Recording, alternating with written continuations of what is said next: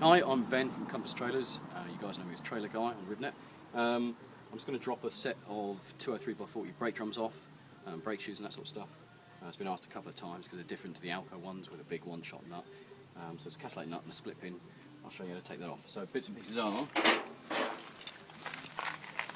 dust cap removal tool, hammer, pair of snips, adjustable.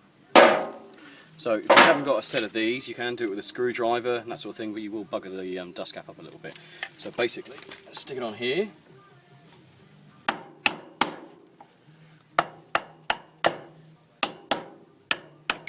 Dust cap off. Stick to one side, you need it. You can see just here the split pin runs through the castellated nut.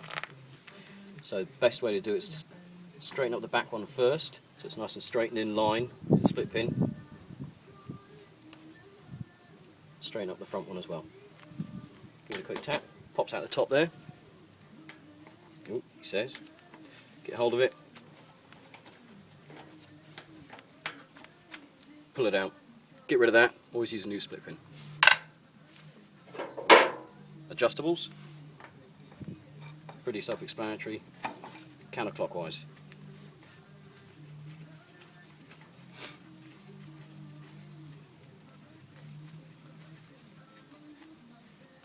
So you can see we all do it all with hand tools, you know.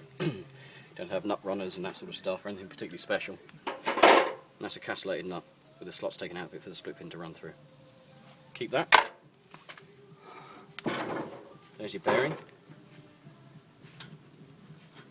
So that's a thrust washer. Goes between the castellated nut and the front bearing, or the outer bearing. Keep that. And there's your other bearing just there. It's probably easier to just take the whole drum off. Hopefully the bearing will come with it. And there it is. Front bearing. That one's in pretty good nick. As you can see, the brake shoes aren't on this one. So we just dropped the drum off. The shoes are delaminated. That should clearly be stuck to this here, so they've seen better days. So I'd say, looking at that last time it was serviced, whoever did it, or whatever, clearly did the bearings, which is great, but didn't do the brake shoes. So you can see they're looking a bit manky. That one's starting to delaminate there as well. You can see the split between there. It's because the shoes nowadays are glued. They used to be, back in the day when I was a kid, they used to be brass riveted on. But nowadays they're glue. Obviously it's cheaper and quicker, but the trouble is a bit of salt water in there and a bit of frost and that sort of stuff, and it'll expand and take the shoe off the pad there. So to take these off, again fairly simple, he says. So you've got a retaining spring just here, and that holds this shoe on. So pop that off. Or, if you can't get it off, you can always cut it with a set of snips. So that's the retaining spring there. We take that off. Don't need that because I'm going to replace all that. These are the shoes here. That's the expander. So what you need to do now is just pull the front shoe, or rear shoe, doesn't matter, away from the adjuster here. It's held in with this spring here. There's another spring on the bottom that holds them together at the bottom.